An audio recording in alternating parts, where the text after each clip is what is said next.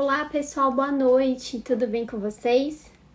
Estamos aqui para fechar o mês, para mais uma live, aguardar o pessoal entrar aqui. Bom, como vocês já sabem, né, já devem estar um pouquinho acostumados, os meus cachorros também estão participando. Hoje eles estão bem animados. Boa noite, Denise, boa noite, Marília. Esperar um pouquinho. É o safadão. Agora vamos ver se ele sossega um pouco, né? Como vocês estão? Vocês estão me ouvindo bem? Danila, boa noite. Estão me ouvindo bem? Dona Silma, boa noite.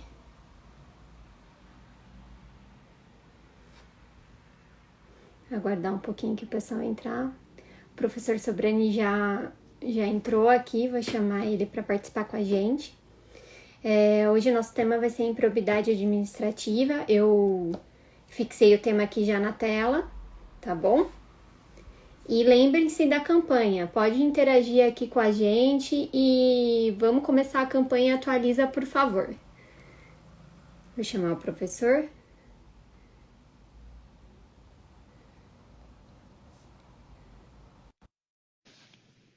Enviando a solicitação para ele.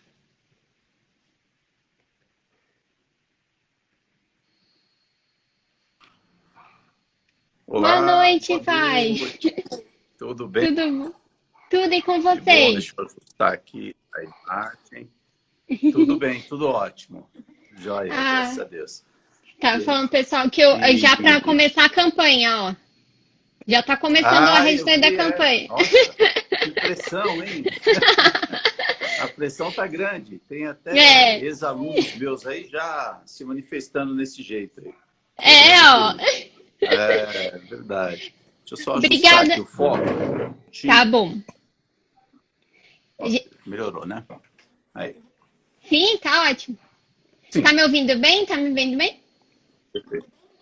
Tô ouvindo bem, então tudo tá. ok aqui. Muito obrigada pela sua disponibilidade, pai, mais uma vez aqui conosco, né? Sempre é muito bom contar com você. E hoje a gente vai falar sobre um tema que, pelo que o pessoal já viu, que a gente compartilhou, você entende bastante aí, né? De improbidade administrativa, que foi o tema do seu livro, que a gente está iniciando aí a campanha. Atualiza, por favor.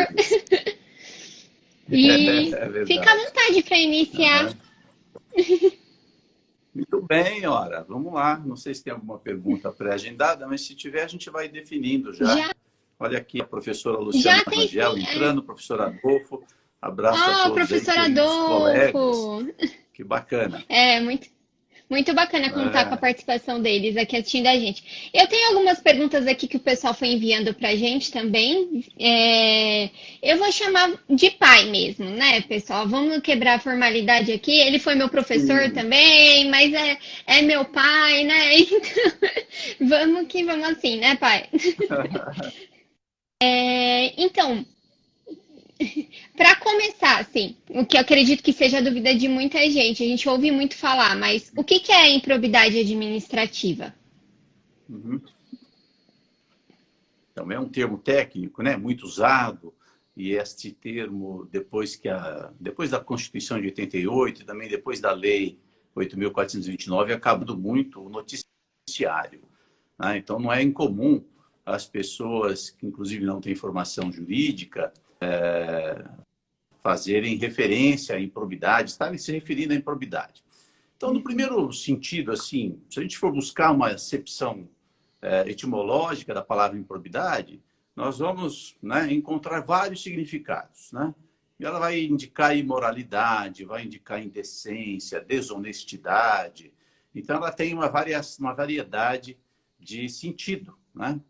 Mas o sentido que o legislador quis dar, efetivamente, olha, até o Jairo já ingressou aqui, de Campos do Jordão.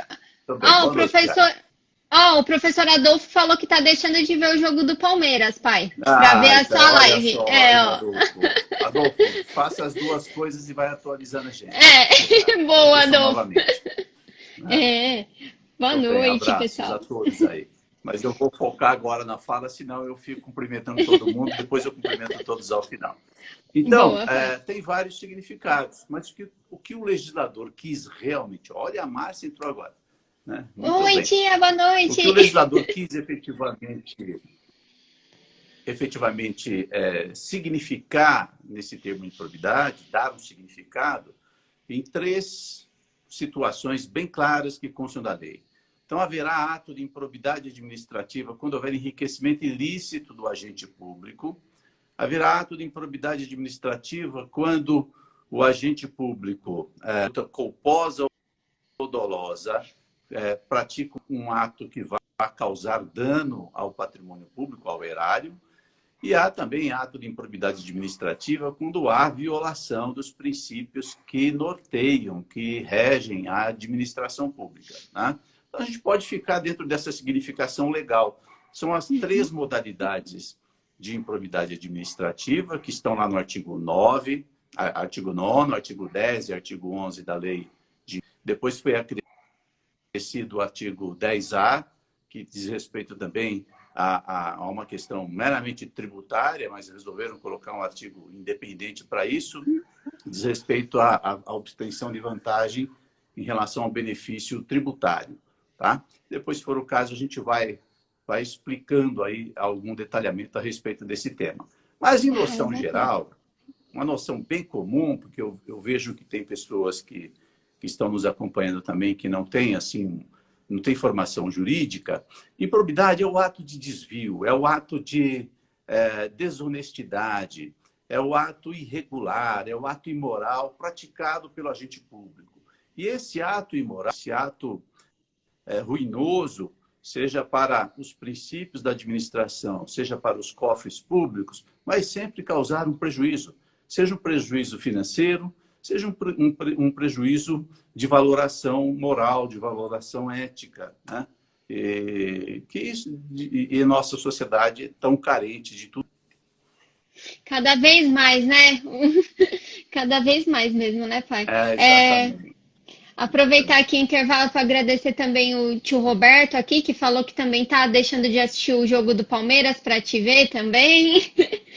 Pois Vou é, olha deixar só. aqui o registro para boa noite para ele também. O Palmeiras está jogando tão mal que nem vale a pena assistir, né? Que não vale a pena, né, pessoal? Fica aqui e depois assiste o resumo do jogo. Tá, fica o VT depois. Então, a gente tem uma segunda pergunta aqui, até deixar aberta aqui para o pessoal, quem quiser ir mandando as perguntas, participar aqui conosco, né? Tá. Mas temos outra dúvida aqui, que também nos foi enviada, que é se o particular, ele pode se submeter à lei de improbidade sofrendo as sanções que ali estão previstas. Isso é muito importante, né? Porque às vezes as pessoas acham o seguinte: olha, eu não sou servidor público, eu não sou um agente público, então eu não estou submetido ao regime da lei de improbidade. Ao contrário, está sim, né? Tem um artigo 3º da lei de improbidade que nós qualificamos como uma regra de extensão. Então, sempre que aquela pessoa que não tem vínculo com a administração pública induzir, ou concorrer, ou participar da prática do ato de improbidade, ou mesmo apenas se beneficiar do ato de improbidade, ela vai responder também. E vai estar sujeita às sanções da lei, que são sanções severas, né? Depois nós falamos especificamente sobre as sanções. Ai, bacana. É importante ressaltar isso mesmo, né, pai? Muita gente acha Exatamente. que só o agente público, né, pode ser submetido nessas regras, mas não é bem assim, né? Induziu, né? O particular induziu o agente público a praticar um ato ímprobo, vai responder junto com ele. Se beneficiou do ato ímprobo, de alguma maneira, né? Ou recebeu uma parte do dinheiro, de comissão, de propina, vai responder conjuntamente com o agente público. Ai, certo. Temos aqui também, pai, uma pergunta que foi enviada pelo Jefferson, né? O seu ex-aluno aí, que sempre está participando aqui Jefferson. conosco. Ele questiona assim, improbidade administrativa não é crime. Sendo assim, quais as suas consequências quanto às pessoas jurídicas, pessoas físicas e funcionários públicos, né? É. Bom, em relação aos agentes públicos, todos estão submetidos ao regime da lei de improbidade. Então, não há, né, realmente a lei de improbidade não é uma lei criminal, né? É uma lei penal. Ela é uma lei de natureza civil que traz sanções com repercussão no exercício dos direitos políticos, né, das pessoas a elas submetidas. E ela atinge, sim, as pessoas jurídicas também, que eventualmente participem de algum ato de improbidade ou mesmo pratiquem algum ato de improbidade em conjunto com o agente público. Isso é muito comum nas contratações irregulares feitas pela administração pública, né? Contratação sem licitação, na contratação onde há um superfaturamento do serviço prestado. Aí, neste caso, a pessoa jurídica também vai responder, né? Então, ela não tem, obviamente, uma conotação criminal. Alguns julgados, inclusive, que se inclinaram para essa tendência de querer atribuir uma natureza jurídica criminal à lei de improbidade administrativa. Mas é completamente superado. É uma lei de natureza civil, né? Que envolve uma ação civil pública, né? Uma ação de natureza coletiva que vai impor àqueles que se envolveram na prática de um ato, sejam agentes públicos e agentes particulares, aqueles que não têm vínculo com o poder público, que vai impor a essas pessoas um rol de sanções conforme o ato praticado. Certo. E aí, aproveitando o gancho dessa pergunta também, ele perguntou também, o Jefferson, se o senhor acha que deveria ser considerado como crime, né? O senhor mencionou que teve vários julgados nesse sentido, tentando atender para esse lado criminal. Se você acha que foi um erro do legislador não ter tipificado essa lei como crime ou não? Não há necessidade, porque, veja, há uma correspondência já entre várias descrições da lei de improbidade, principalmente lá no artigo 9º, no que diz respeito ao enriquecimento ilícito, com dispositivos criminais, com tipos penais que estão lá descritos no próprio Código Penal, né? Então, o ato de corrupção praticado e punido pelo Código Penal, o ato de concussão, a corrupção ativa, passiva, todas essas condutas que são criminalmente tipificadas, se praticadas pelo agente público, ele vai estar sujeito a uma dupla jurisdição, digamos assim, sujeito às sanções criminais e sujeito às sanções da lei de improbidade. Então, ele vai responder tanto no plano da improbidade quanto no plano, né, criminal. A Constituição, lá no artigo 37, parágrafo 4º, já faz essa ressalva, que as sanções da lei de improbidade são aplicadas independentemente das sanções criminais. E o próprio artigo 12 da lei de improbidade reforça essa ideia, né, de que há uma autonomia entre as instâncias de apuração. Crime é uma coisa, né? E não há necessidade realmente de tipificar. Há sempre essa correspondência, isso já existe.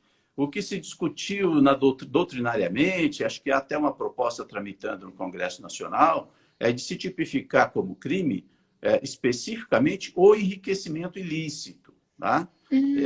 Isso ainda vai depender do Congresso se manifestar. Coisas que também eu acho que é completamente desnecessário, porque esse conjunto de normas que nós temos já é suficiente para a gente reprimir o enriquecimento ilícito do agente público. Tá? Veja aqui que a Milene também entrou. Um beijão. Boa noite, Mi. A Nilda também entrou, a Maria aqui, o Murilo também está por aqui. Realmente é bom deixar claro, né, que como você mencionou, que a lei traz e deixa explícito isso, que pode ser condenado tanto civilmente, né, e penalmente ao mesmo tempo. Não vai, uma condenação não vai invalidar a outra, né, ou nem vai ser objeto de anulação, assim, futura, Exatamente. Né? Sempre que eu abordo esse tema, eu procuro esclarecer isso para os meus alunos. Eu até dou um exemplo de um agente público que pratica uma infração criminal, né? E que ele vai estar sujeito à responsabilidade administrativa, na perspectiva do estatuto administrativo que ele responde, penal e improbidade administrativa. Então, ele pode ser processado administrativamente e, de acordo com o estatuto específico, receber uma reprimenda, que pode chegar até a demissão do serviço público, né? Ele pode receber uma sanção criminal no âmbito penal e receber as sanções previstas na lei de improbidade. Então, não vai escapar, né? Das 3 searas, ele Não vai ter que ter responsabilidade. Funcionar. É só o sistema funcionar. Se o sistema funciona direitinho, né? Aí tudo dá certo. Com certeza, é verdade. Então, temos uma questão que você chegou a mencionar também já aqui, a gente acabou de falar sobre o acúmulo das sanções, né? Acho que isso já foi falado, se podem ser não, a gente falou das searas, né? Mas não dos acúmulos das sanções previstas na lei de improbidade. Se o mesmo agente, né? Né? Certo. Pode ser? Pode, claro, imagina. Está travando um pouquinho o seu retorno para mim, mas vamos continuar. Tá. A imagem está um pouquinho travada para mim também. A imagem? Para mim está um pouquinho também, mas a gente vai ajeitando. Isso. Nós estamos falando das sanções previstas na lei de improbidade. Então, cada ato de improbidade tem um rol de sanções, e as sanções elas têm poucas variações, né? Mas, de forma geral, as sanções correspondem à suspensão dos direitos políticos por um prazo mínimo até um prazo máximo, conforme o ato de improbidade que for praticado, a perda da função pública, né? A aplicação de uma multa civil, que pode corresponder ao valor do enriquecimento ilícito, ao valor do dano, até 2 vezes o valor do dano, ou a própria remuneração do agente, também conforme o ato de improbidade. A perda dos bens acrescidos ao patrimônio do agente público, no caso do enriquecimento ilícito, e a proibição de contratação com o poder público por um período determinado também, conforme a improbidade praticada. Então, este rol de sanções, além, obviamente, do que nós chamamos de sanções impróprias, que é a reparação do dano, né? A reparação do dano praticado não é propriamente uma sanção.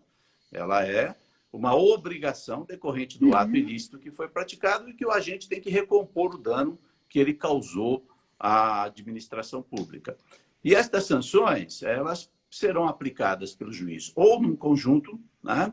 Ou isoladamente, numa quantidade menor. E essa aferição, essa dosimetria na aplicação dessas sanções vai depender, obviamente, da repercussão do ato de improbidade praticado pelo agente. Então, o juiz pode entender suficiente, por exemplo, a reparação do dano, que é obrigatória.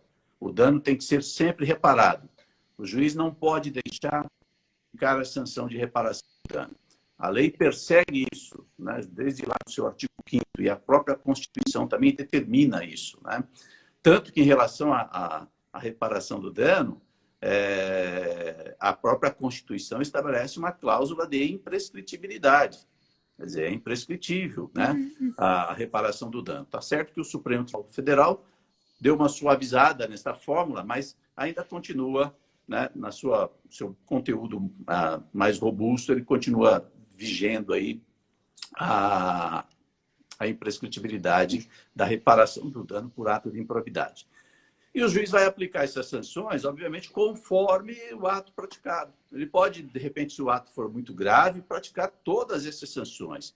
De repente, ele pode aplicar só a reparação do dano e a suspensão dos direitos políticos, ou declarar sanção pública, ou aplicar só a multa civil. E a gente tem visto hoje que os juízes têm realmente se embasado, né, no princípio da proporcionalidade para a aplicação dessas sanções. Isso tem sido bastante importante, porque também elimina uma discussão que havia no começo da lei, que era da aplicação em bloco. Parte da doutrina entendia que todas as sanções teriam que ser aplicadas diante do ato de improbidade, que não havia margem para o juiz aplicar uma e não aplicar outra. Isso evoluiu O artigo 12, inclusive, foi modificado posteriormente para deixar clara a possibilidade de aplicação cumulativa ou isolada das sanções, sempre em conformidade com o princípio da proporcionalidade. Então, é comum ver, né, a aplicação de uma ou mais sanções conjuntamente, né? Assim, Ah, sim, né, sim. nos processos, né? É possível também verificar, eu até analisei um caso hoje em que não havia dano, né, a ser reparado e o juiz aplicou só a multa civil e o tribunal confirmou a aplicação só da multa civil, tá? É comum, Uhum. né? Ah, então. Uns julgados que eu vi, mas já faz muito tempo também, quando eu mexia mesmo com revistas, né, e via jurisprudência, pai, com relação à retenção de passaporte dos Hum. condenados por improbidade, né? E isso era muito discutido também, né, se caberia ou não a retenção do passaporte. Qual que é a sua opinião sobre esse É, quesito, assim? sim, existem algumas medidas que podem ser aplicadas para obrigar o agente a cumprir a condenação, né? Na fase de cumprimento da condenação. Porque é óbvio que você inicia a execução, vamos imaginar, da reparação do dano ou da pena de multa, né? E aí o agente se esquiva, né? Normalmente dizendo que não tem recursos para reparar o dano, mas tem recursos para fazer uma viagem ao exterior. Então, obviamente que houve aí uma criatividade, né, jurisprudencial, isso é bem típico nosso, de se pedir, o Ministério Público pedir a retenção do passaporte para impedir que aquela pessoa viaje. É polêmico isso, né? Mas é uma forma de Uhum. tentar assegurar o cumprimento da sentença. E nas situações extremas, eu concordo, isso não pode ser banalizado, não pode ser vulgarizado, né? Da mesma forma, a questão da indisponibilidade dos bens, né? A Hum. indisponibilidade dos bens, ela aparece como uma medida cautelar, logo no início da ação de improbidade, que é para assegurar a futura execução. Então, se essa providência já for tomada no início da ação de improbidade, certamente não haverá necessidade lá no momento do cumprimento da sentença de se apreender, de proibir a pessoa de se locomover dentro do país ou fora do país, né? Então, tem aí Hum. algumas teorias a respeito disso. De carteira de habilitação, a Ah, apreensão também de é verdade. passaporte. Então, eu sou um pouquinho cético com relação a essas medidas. Acho que não é bem por aí. Só em casos extremos é que elas se justificariam mesmo. Certo. Como você mencionou, né, a banalização aqui é que acaba, tipo, tirando o foco, né, da medida, né, pai? Porque se fosse uma questão assim de ser aplicado, na verdade, o certo seria não nem ter que reter passaporte, né? Mas porque você espera que a pessoa cumpra sem precisar dessas medidas, né? Mas o problema é banalizar essa medida e acabar interferindo no direito de ir e vir, aí acaba revertendo a situação. Quem estava certo acaba sendo errado, né? Assim. Se acaba trazendo para um processo que às vezes é um cumprimento simples de sentença, uma situação que vai envolver o exercício de um direito individual protegido constitucionalmente, e isso acaba parando no Supremo Tribunal Federal, né? E quando as coisas chegam lá, normalmente a gente não sabe como isso vai terminar, né? De repente pode É, inviabilizar um recurso que é importante. Então, usar de forma esta providência, de forma a não banalizar, e só nos casos efetivamente importantes, né? Importantes, inclusive, em que houve repercussão criminal bastante forte, inclusive em outros países, que o nosso processado aqui, o nosso investigado, foi condenado nos Estados Unidos e não pode, porque os Estados Unidos emitiram a ordem de prisão, mandado de prisão, isto já está na difusão vermelha, que eles chamam, quer dizer, em qualquer aeroporto que ele tentar embarcar, ele será já preso. vai. E não há Olha, necessidade de ficar fazendo retenção de passaporte, né? né? De repente, se tivesse um sistema cada vez mais informatizado aqui também, né, pai? Interligado, assim, né? Não sei como Nós está, né? Mas temos se nos nossos tem, né? aeroportos, nós temos condições técnicas de fazer isso, porque nós recebemos todas essas informações também nos aeroportos da Interpol, né? A Polícia Internacional, que divulga isso, quem pode ou não pode ingressar no determinado país, quem está com restrição, com mandado de prisão internacional expedido. Então, tudo isso é possível e o Brasil cumpre isso até por força de tratados assinados, de acordos bilaterais que nós temos aí com os Estados Unidos, né, a respeito desse tema também. Mas, então, capacidade técnica nós temos, é questão só de viabilizar tudo isso. Para isso, a lei de improbidade não pode ser usada, porque a lei de improbidade não tem nenhuma possibilidade de fazermos prisão, né? Aí nós temos a importância da apuração do ato de improbidade em concomitância com a responsabilidade penal, com a ação penal que está se desenvolvendo em razão do mesmo fato. Certo.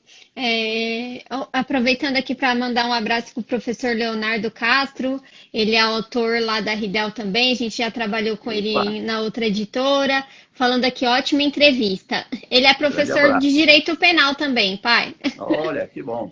Também é da área penal. Então, aproveitando aqui, vamos continuar com as perguntas, que você vê que é um tema bem polêmico, né? E que é atual, cada vez mais atual, né, pai? Cada vez mais atual. E nessa situação de pandemia, o que a gente não deve ter visto de ato de improbidade aí também, né? Até coisa que não foi divulgada, tipo contratação de compra de respiradores, né? Que não chegaram, né? Exato. Então, isso também...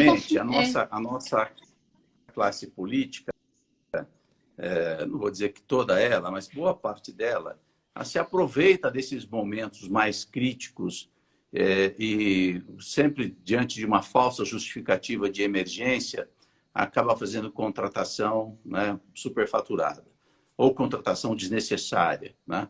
E isso já está levando... Tivemos uma operação agora realizada aqui no estado de São Paulo, inclusive, com os promotores paulistas do GAECO, onde se estima aí o desvio na área da saúde de quase 2 bilhões de reais. Meu Deus! Então, não há...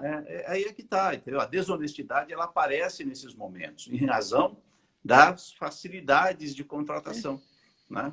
Sob essa falsa justificativa de emergência, de correria, né? E para atender a demanda da saúde. Então, a área da saúde é uma área muito sensível e é uma das áreas onde há mais desvio de dinheiro público no nosso país. Então, nós precisamos ter cada vez mais um controle sobre os contratos feitos na área da saúde. Nossa, e é incrível a gente pensar também, né, que numa situação como essa, tão crítica que a gente está vivendo aí, praticamente o ano de 2020, né, mais da metade dele nessa situação, e mesmo em situações como essa, algumas pessoas, né, conseguem desviar isso e deturpar, tipo, o dinheiro público que era para ser destinado para salvar vidas, de repente, né, ou para melhorar a situação de algum, de repente, é complicado mesmo. Se a gente começa a pensar nisso, a gente fica sem esperança, né? Mas a gente não pode, né? Tem que tentar ter otimismo e ver a verdade nas pessoas. Nós temos que sempre ter esperança, mas a gente tem que estar indignado com isso. Né? Não pode ser conformado, né? Tinha um procurador de justiça que ele dizia no nosso curso de adaptação, quando ingressamos no Ministério Público, que o promotor de justiça, né? Mas eu acho que isso é geral até para a sociedade. O cidadão, na verdade, tem que ter esses princípios, né? O promotor de justiça tinha que ter 3 Is, né? Tinha que ser um agente independente, ter iniciativa e estar sempre indignado com as coisas, porque num país socialmente injusto como o nosso, é possível concordar, não é possível se conformar com essas práticas, né, de desvios e que lesam toda a população. Cada vez mais, né, pai? Depois eu queria saber uma opinião que não tem muito a ver com improbidade, né? Mas vou deixar para o final aí das perguntas, que eu lembro do debate do Joe Biden e do Trump ontem, falando da Amazônia. Depois eu queria fugir um pouquinho da improbidade para a gente debater um pouco sobre isso também. Debater não, conversar sobre isso mesmo, né? Sim, claro. Voltando aqui, aproveitando, dar uma boa noite pro pessoal que entrou agora aqui, a Amanda, o Alex, a Aline também. Ah, o Alex foi ex-aluno seu, foi seu ex-aluno, né? Ele estudou lá na Unip. Ele é Ah, marido da minha sim. amiga, da Aline, e estudou lá com você. Gosta muito de você também, ela já me Que falou. bom. Opa, É, boa noite a todos. voltando aqui, pai, a outra pergunta que temos aqui é se a improbidade administrativa pode ter incidência na lei de lavagem de capitais. Na verdade, não há incidência, né? É inter-relação, não tenha dúvida, né? E em várias investigações que fizemos aqui na capital, em São Paulo, nós percebemos isso. Porque todo dinheiro de origem ilegal, que nós chamamos de, né? Ele precisa ser lavado, né? Por isso a expressão de lavagem, né?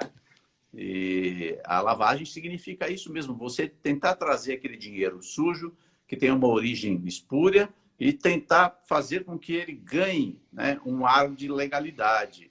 Então, há várias fases na lavagem.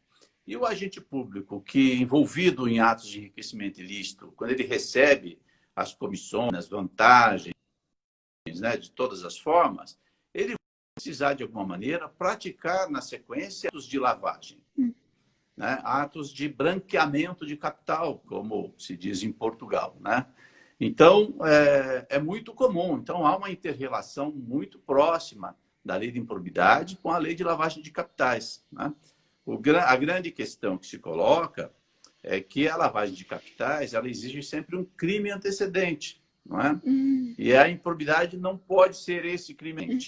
Tem que existir realmente uma tipificação penal, tem que ser um ato que corresponda a um tipo penal e que também, obviamente, vai corresponder a uma descrição de ato de improbidade. Então, há um interrelacionamento entre essas duas normas, não há sobreposição de uma norma sobre a outra, né? Uma é de natureza criminal, específica, né? na lei 9.613, que é a lei de lavagem de capitais, e a lei de improbidade administrativa, como nós já mencionamos, de natureza civil. Mas há essa inter-relação. Entendi. Tem algum caso que você pode comentar aqui com a gente, lógico, sem citar nomes, né, para manter o sigilo assim, mas existe algum caso de improbidade administrativa que você pode destacar aqui para gente, de compartilhar? Assim, de algum servidor público, algum Sim, particular? podemos mencionar, sim. Tem casos que ganharam repercussão na mídia há muito tempo, que nós iniciamos a investigação e até hoje o judiciário, né? Eu só vou dar as iniciais da pessoa, né, para não expô-la, né? Por exemplo, o Paulo Maluf. Só as iniciais, é verdade. Então, ele é um exemplo típico, né? Exatamente. Então, nós recebemos no passado, isso acho que em 2001, recebemos uma informação de que havia movimentação financeira de 200 milhões de dólares do Paulo Maluf na Suíça, né? E começamos do zero essa investigação, né? Começamos assim, sem informações, saímos só com a notícia do jornal e fomos buscar a confirmação dessa informação. Conseguimos confirmar, conseguimos interrelacionar todos esses desvios praticados durante várias obras que foram praticadas na capital, em São Paulo, né? Das formas de desvios, esquemas de caixa 2, inclusive, envolvendo várias empresas. Tudo isso foi colocado numa petição inicial, que nós ajuizamos, e está tramitando na justiça até hoje. E várias consequências decorreram. Este caso dele, inclusive, é o caso que eu mencionei, que houve lavagem de capitais nos Estados Unidos, né? E a promotoria de Nova York, trabalhando junto conosco na época, você conheceu alguns dos promotores, Sim, inclusive, né? tive a honra de participar de um congresso, né, pai, lá no MP de São Isso. Paulo, lá, muito Então, bacana. esses promotores denunciaram essa pessoa lá em Nova York e a pedido mandado de prisão lá. Então, até hoje subsiste a prisão desta pessoa, né, desse nosso ex-prefeito, ex-governador, ex-deputado, Tudo, né, né? e que está preso no nosso sistema também. é que acabou sendo concedida uma prisão domiciliar para ele, mas ele está cumprindo pena, viu? Em razão desses fatos todos. Olha, e é bacana a gente deixar claro isso, né, pai? A oportunidade de você falar isso também, porque muita gente acha que nada foi feito, né? Que ele ainda continua aí, que tá tudo bem, que não houve nenhum tipo de investigação, mas não, houve sim. Muitas coisas foram mobilizadas para isso, né?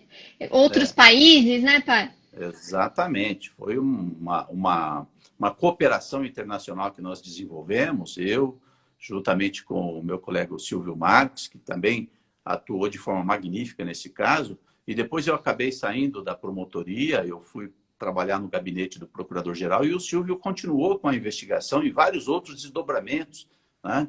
levando até o fim, né? essas medidas aí. E houve resultado, recuperamos boa parte do dinheiro, depois descobrimos também que o prefeito posterior a ele, que foi inclusive candidato dele, sucessor dele, o falecido Celso Pitta também, tinha dinheiro lá fora, conseguimos trazer mais de $1 milhão para o Brasil, conseguimos apreender esse dinheiro, né, fora do país e recambiar esse dinheiro para o país. Então, lógico que são medidas concretas que estão aí. Às vezes as pessoas realmente esquecem, né? Mas essa atuação, ela tem efetivamente uma resposta. A tramitação do nosso judiciário é realmente muito lenta, né? Então, o resultado ele vem muitos anos depois. Né? Então, todos esses fatos que eu mencionei, eles ensejaram a decretação de prisão rápida lá em Nova York. Mas aqui no Brasil tudo demorou um pouco mais. Mas o importante é que nós temos isso já, praticamente já estamos na fase final de encerramento dessas medidas, dessa investigação, desses processos, né? Olha, a minha norinha acabou de entrar também. Ah, Heloísa. Ah, o Ulisses acabou de entrar aqui também, pai. Pode falar dele, senão vai ficar com ciúmes, ó. Um beijo para o genro e para a nora, pronto. A família toda tá aqui. Muito bom. Gostoso, é muito bom. É importante ter esse espaço e o pessoal ver que não é uma ausência de atitude do Ministério Público ou de qualquer autoridade séria nesse sentido, né? Que as coisas não acontecem só. E às vezes não é nem questão, por exemplo, o juiz do caso, ele pode ter boa vontade, mas tem uma lei, né, pai? Tem todo um trâmite, tem todo um procedimento, né? E falta de estrutura de trabalho também, né? Então, todos nós trabalhamos com uma boa dose de sacrifício pessoal mesmo, porque a estrutura ela não é adequada para fazer esse tipo de investigação. As estruturas do Poder Judiciário aqui em São Paulo, os juízes que têm que julgar milhares de causas, né?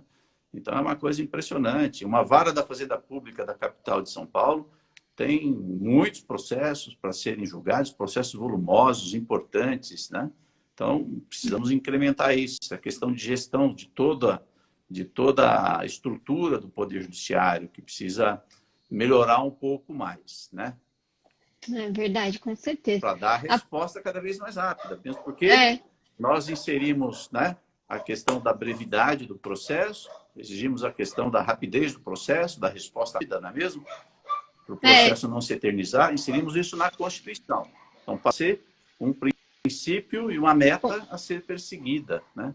É verdade. Agora vamos aplicar isso, né, pai? Vamos tentar que os nossos congressistas aí, legisladores, consigam também, tipo, até estruturar isso, né, pai? Dar subsídios para que isso possa ser aplicado mesmo.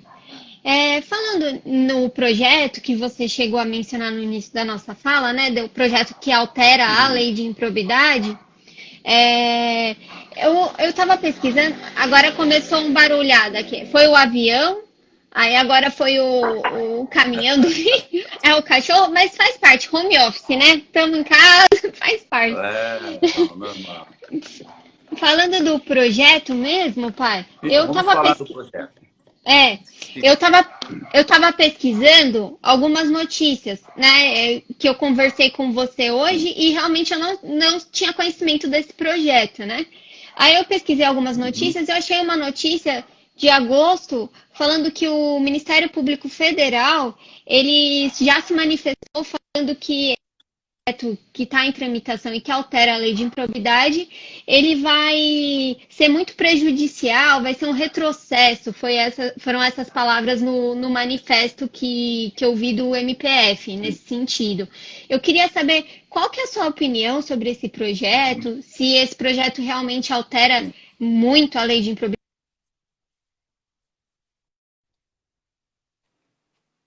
perfeito. Vou mencionar aqui. Olha, realmente, é o projeto 10887 de 2018, tramitando, acho que na Câmara Federal, né? Esse projeto é recentemente um substitutivo. E esse substitutivo é que nos preocupa bastante. É lógico que é sempre importante que o Congresso Nacional, que a atividade legislativa aperfeiçoe os mecanismos legais, né? Isso em todas as áreas, é sempre importante isso. Mas o que a gente percebe realmente é um retrocesso muito grande, porque a lei de improbidade, a bem da verdade, ela sempre as barreiras, né? Sejam barreiras doutrinárias, interpretativas, e barreiras do ponto de vista legislativo. Ela foi uma lei muito atacada, digamos assim, porque ela veio em 1992 de uma forma muito despretensiosa, né? E acabou sendo promulgada, entrou em vigor, e o Ministério Público, principalmente o Ministério Público de São Paulo, ele fez questão de fazer valer essa lei, né? Criou uma promotoria específica só para fazer a implementação desta lei de improbidade administrativa, na qual eu trabalhei por mais de 13 anos.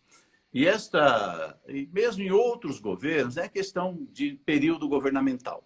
A questão é que sempre houve um descontentamento da classe política com a lei de improbidade, especificamente com relação às sanções, né? Por que será, né?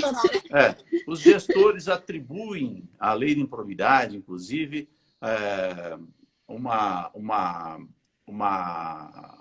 forma, a lei ser uma forma de atrapalhar, digamos assim, a administração, seja municipal, estadual ou federal.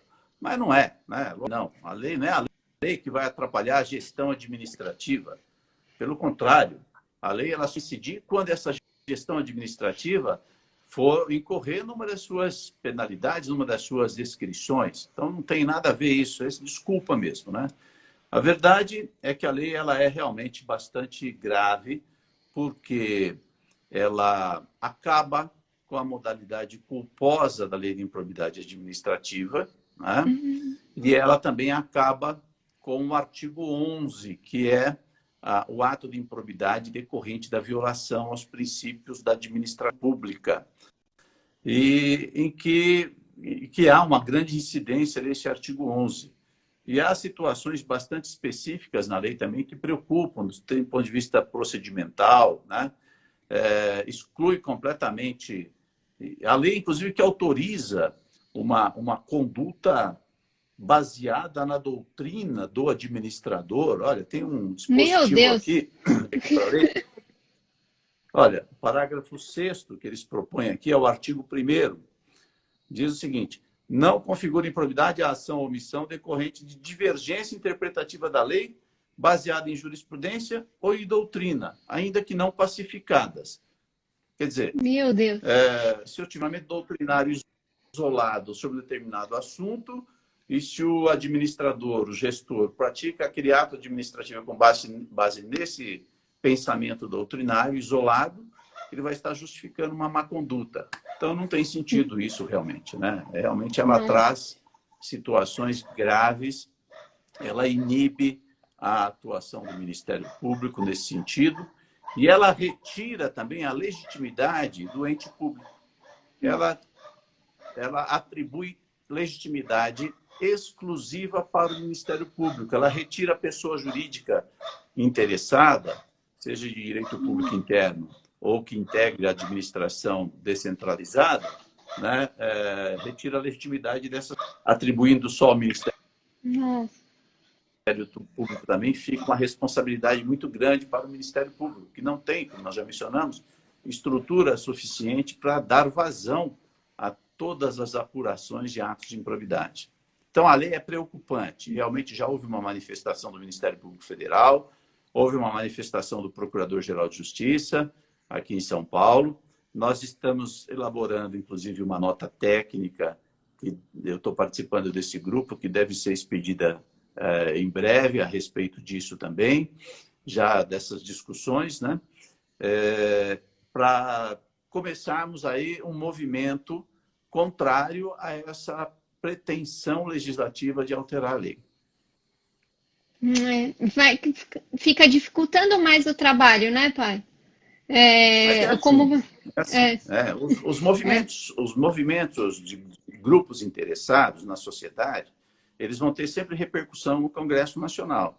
E as instituições e as pessoas sérias não podem ficar fora desse processo, senão só aqueles que têm ideias e pretensões assim maléficas como essas é que vão conseguir alguma coisa. Já foi assim na questão da PEC 37, Verdade. que queriam retirar o poder investigatório do Ministério Público. Nós nos mobilizamos, né? A sociedade se mobilizou, sentiu. Eu fui para a rua. Exatamente. Fomos para a rua. Fomos, o Serginho foi, a Núbia também foi. A gente fez um absurdo. Como? É a natureza do Ministério Público, né, pai? Exatamente. O poder investigatório. Vários dias lá no Congresso Nacional acompanhando isso, né, ajudando a nossa equipe lá a dialogar com os parlamentares. Então, nós conseguimos reverter.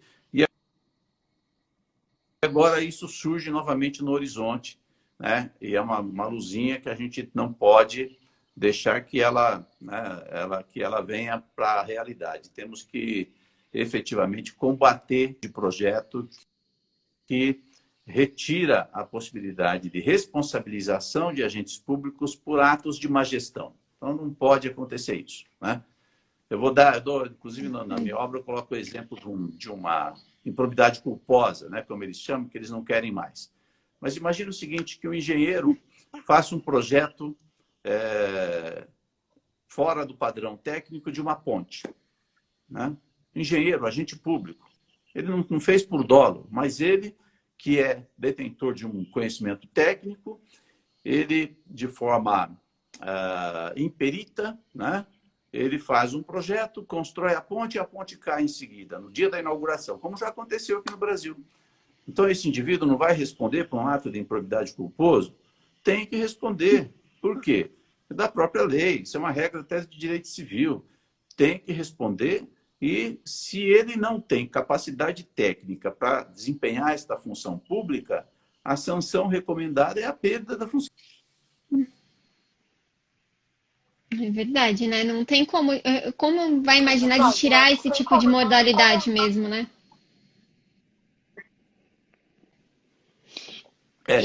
Eu acho que deu um pouquinho de retorno aqui. Isso, né? Ai, agora eles acordaram de novo, né? Também estão se manifestando aqui contra o projeto de lei. Os cachorros. Ai, com relação às perguntas, a gente tinha selecionado, né? Na verdade, essas.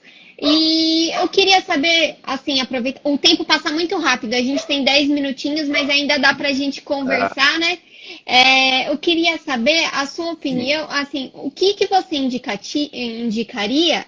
Deixa eu dar prioridade pro professor Adolfo aqui. Sérgio, Sérgio, é cabível inquérito civil para apuração de ato de improbidade administrativa? Sim, com certeza, né? Toda a investigação feita pelo Ministério Público de ato de improbidade é feita com base em inquérito civil.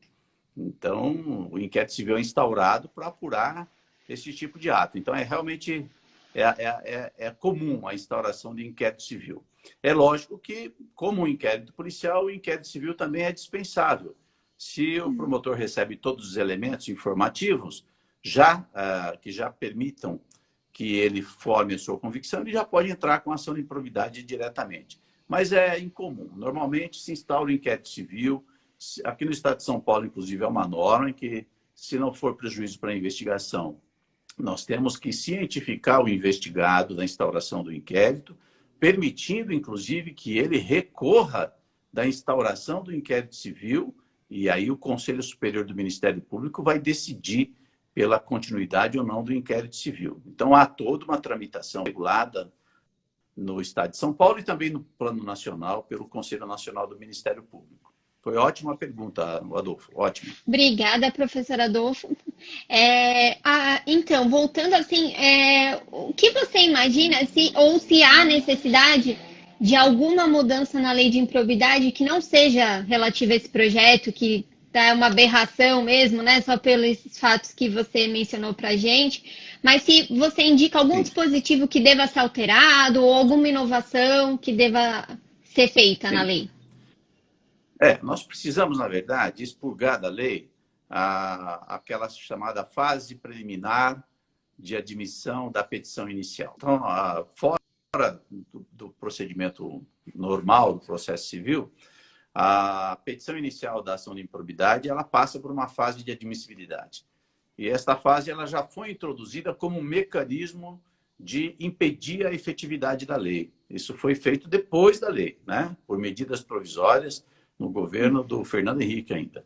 E aí isso acabou sendo aprovado pelo Congresso e foi incorporado na lei. Então, tem vários parágrafos do artigo 17 que introduzem esta fase preliminar de admissibilidade da petição inicial. Isso é uma perda de tempo, uma perda de tempo. Temos que eliminar isso, né? Proposta a ação de improbidade, o juiz tem plena condição de examinar se a petição inicial possui os requisitos necessários para a sua admissibilidade. Admitida, já cita logo aí o demandado ou os demandados para que contestem a ação e a ação tenha prosseguimento.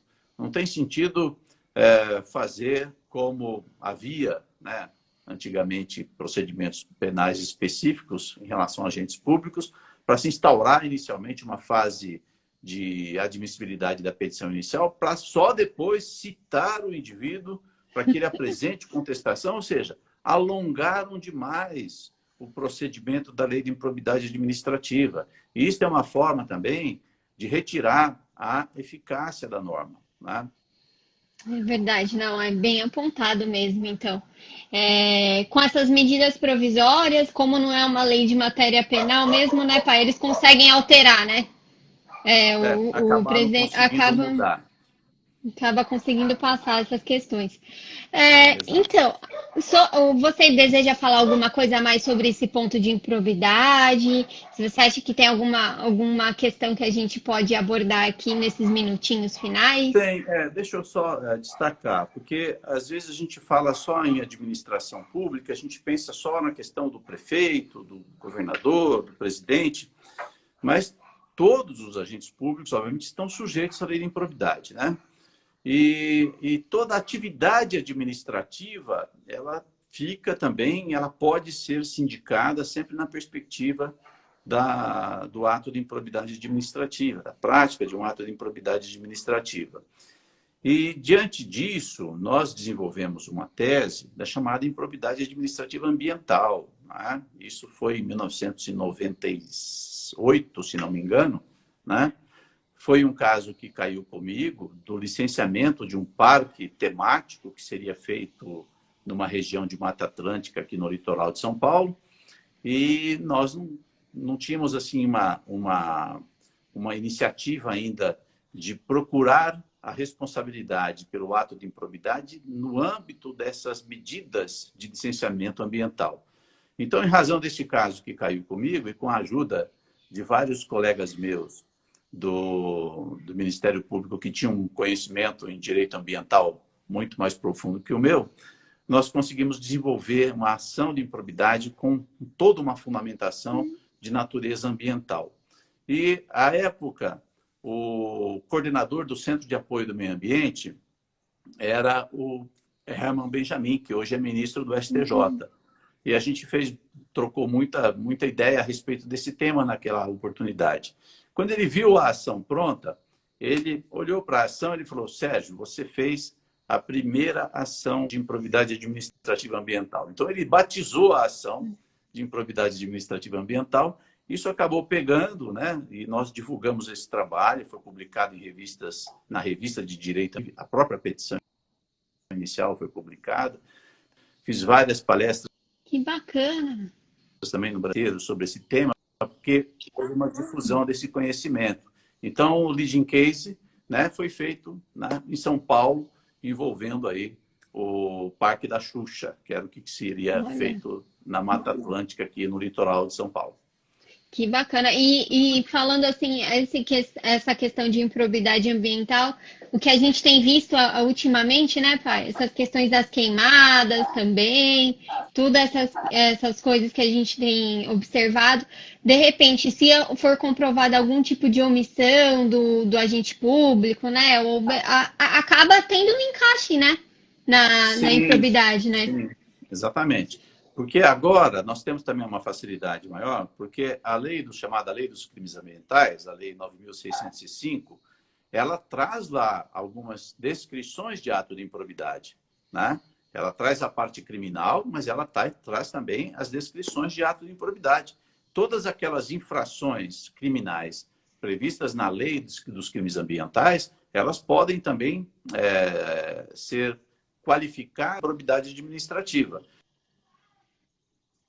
Então, basta, né, fazer a devida investigação, fazer a adequação, verificar quem é o responsável por esses atos, para a gente começar a cobrar maior responsabilidade ambiental. Vejam que isso está no centro do debate da campanha eleitoral à presidência nos Estados Unidos, né? No É, debate entre o Trump e o Biden, né? O Biden, inclusive, levantou esse aspecto, falou, olha, estão acabando com a Amazônia e nós precisamos, né, restringir possíveis transferências de recursos para o Brasil. Então, nós podemos sofrer consequências se nós não tomarmos providências de controle, né, desta atividade de desmatamento e de queimada que se faz aí na Amazônia. aproveitando que você mencionou isso que a gente tinha comentado que eu queria falar sobre essa fala do Joe Biden, né? Você acha que há algum tipo de interferência na soberania nacional? Porque o nosso presidente ele postou no Twitter alguma coisa nesse sentido, que ele não ia aturar ofensas, né? Ou ameaças, porque foi em tom de. Não sei se é ameaça, mas foi rígido o que ele falou mesmo, né? Nesse sentido, o Baden, né? A questão não é de interferência. É lógico que nós vamos continuar com a nossa soberania sobre a floresta amazônica, boa parte dela que fica no território brasileiro. Não vamos esquecer também que tem uma parte em território francês, lá na Guiana Francesa, uma parte também em outros países da América do Sul. A Amazônia é grande. E é lógico que a questão de soberania nós vamos preservar. Não é esse bem o foco, né? O foco é o seguinte: nós podemos ser catalogados, o país pode ser catalogado como um país que não tem responsabilidade ambiental e perder linhas de financiamentos ou perder mesmo investimentos importantes para o nosso desenvolvimento, né? Então, não é só pensar na questão, eu posso desmatar, eu posso queimar, eu faço o que eu quiser da floresta, né? Não é bem isso, né? Nós temos que pensar num plano macro, né? Porque isso pode evitar, isso pode ocasionar a falta de investimentos no nosso país, né? E tem um artigo meu que é exatamente sobre esse tema. Eu vi que alguém perguntou alguma coisa aí. Tem um artigo meu antigo, tá? Marília! Que é um artigo que eu preciso atualizar, que Ah, é exatamente, o título dele é A Lei de Improbidade para a Proteção das Florestas Brasileiras. Ai, bacana. Ó, o momento mais adequado para ser atualizado do que esse não existe. Escrevi há 20 anos. Olha só, e é atual, Exato. com certeza, né? Pai, tem um minutinho restante aqui pra gente. Eu vou aproveitar para agradecer a todos que participaram aqui conosco, te agradecer novamente. Muito obrigada pelo apoio de sempre. E vou deixar as palavras finais para a gente aproveitar e o Instagram não derrubar a gente. Tá bom, tá ótimo. Então, eu queria agradecer também mais uma vez o espaço, parabenizar você, filha, pela iniciativa. Eu vejo que você já tem mais de 600 seguidores aí, fiquei encantado com isso. Isso mostra que o A seu gente tá trabalho, caminhando junto aí, pai. Você tem o seu ajudado muito trabalho aí.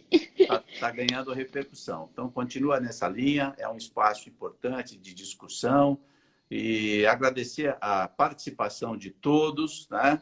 Vejo que alguns já estão aí participando de várias sessões, muito legal. E agradecer a presença, desejar uma boa noite a vocês, sempre com a perspectiva de que nós vamos conseguir melhorar cada dia mais né, o nosso país.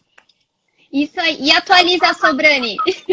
Boa noite, pessoal. É um compromisso. Boa noite. Boa noite, pai. Tchau, tchau, gente. Tchau, tchau.